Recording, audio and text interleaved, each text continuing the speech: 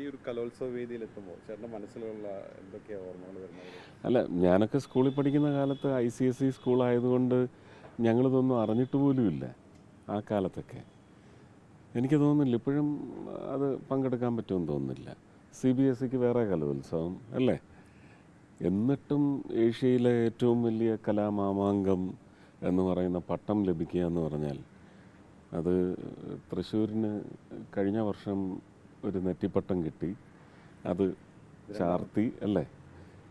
ഇത് രണ്ടാമത്തെ എല്ലാം പൂർണ്ണ രൂപത്തിലൊരു പൂരമാണ് നടക്കാൻ. ഈ വർഷത്തെ 2026 പൂരത്തിൻ്റെ കേട്ടൺ റൈസറാണ് ഇവിടെ നടക്കാൻ പോകുന്നത്. ഞാനങ്ങനെയാണ് കരുതുന്നത്. ഉത്സവങ്ങളൊക്കെ എല്ലാവർക്കും ഒരുപാട് സന്തോഷം, എല്ലാം മറന്ന്. അതുകൊണ്ടാണ് സിനിമയ്ക്കും നാടകത്തിനും അതുപോലെയുള്ള കലാരൂപങ്ങൾക്കെല്ലാം പ്രസക്തി വർദ്ധിക്കുന്നത്. അതുകൊണ്ടാണ് നമ്മൾ ആനന്ദത്തിൽ ഒന്നാറാടും.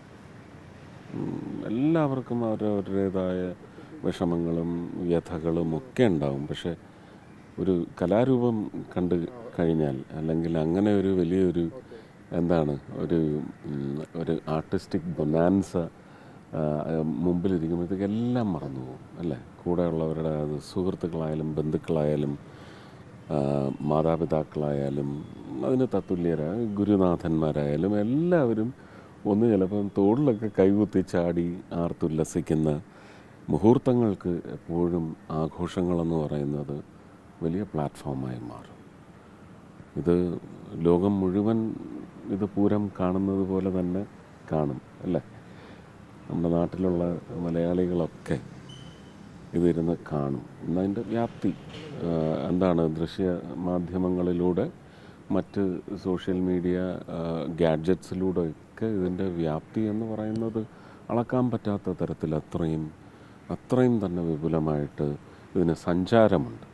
ആ സഞ്ചാരം നൽകുന്ന സന്തോഷം എല്ലാം കൊണ്ടും സന്തോഷ നിമിഷങ്ങളാണ്, നാളുകളാണ്. ഏറ്റവും ഇഷ്ടമുള്ളൊരു ഇനം ഏതായിരിക്കും? പ്രത്യേകിച്ച് ഭരതനാട്യം. എനിക്ക് classical dance forms, classical music മൊത്തത്തിൽ മ്യൂസിക്, അത് ഏത് മ്യൂസിക്കായാലും. ഫോക്കും ഭയങ്കര ഇഷ്ടമാണ്.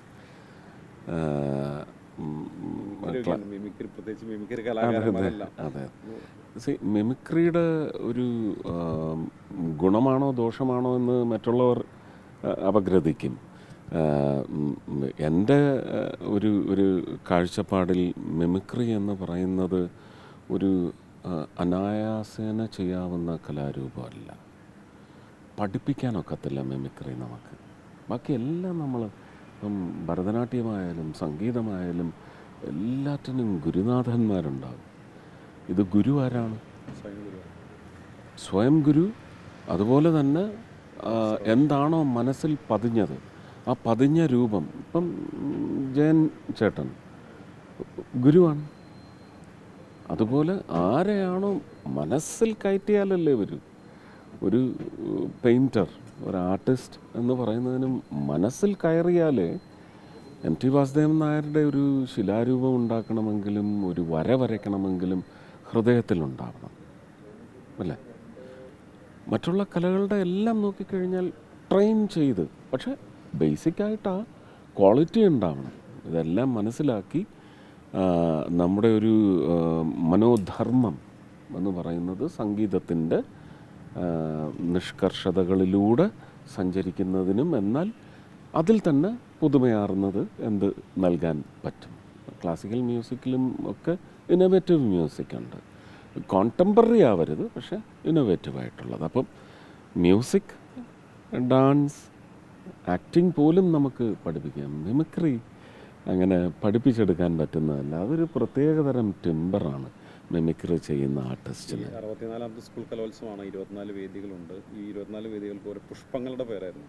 അപ്പോൾ അതിൽ ഇപ്പോൾ മിനിസ്റ്ററുടെ മുണ്ട് നോക്കുമ്പോൾ താമരപ്പൂവാണ്.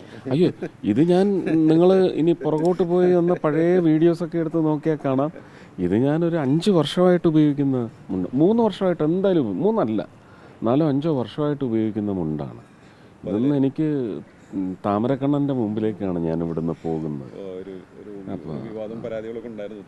ഇല്ല, ഇതിനകത്തൊക്കെ ഈ രാഷ്ട്രീയം പെട്ടെന്ന് നമ്മൾ രാഷ്ട്രീയം കണ്ടാൽ അങ്ങനെ തോന്നും.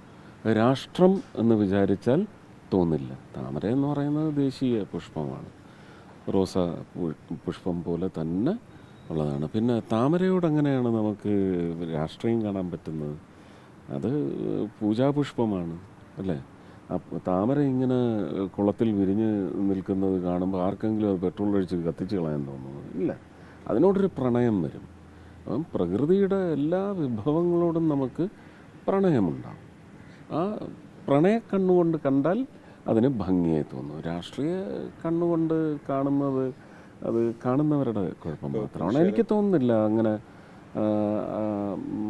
എനിക്ക് ആരെങ്കിലും വഴിതെറ്റിച്ചതായിരിക്കും, അല്ലെങ്കിൽ പിന്നെ മന്ത്രിക്ക് പിന്നെ അങ്ങനെ തോന്നിയിട്ടത് തിരുത്തിയെന്ന് ഞാൻ പറയത്തില്ല. ഇല്ല, അതങ്ങനെ മതി എന്ന് തീരുമാനിച്ചു. അത്രേ ഞാൻ കാണുന്നുള്ളൂ. ഭംഗിയാണ്, താമരയും ഭംഗിയാണ്, ചെമ്പരത്തിയും ഭംഗിയാണ് അല്ലേ? അരളിപ്പൂവിലും അതുപോലെ തന്നെയല്ലേ പറയുന്നത്? അരളിപ്പൂവും നല്ല ഭംഗിയല്ലേ കുലച്ച് നിൽക്കുന്നത്? താമര വിരിഞ്ഞതിൻ്റെ ഒരു അസ്വസ്ഥതയായിട്ട് ഇല്ല, അങ്ങനൊന്നുമില്ല. അത് ഇതിന് പുറത്താണ്.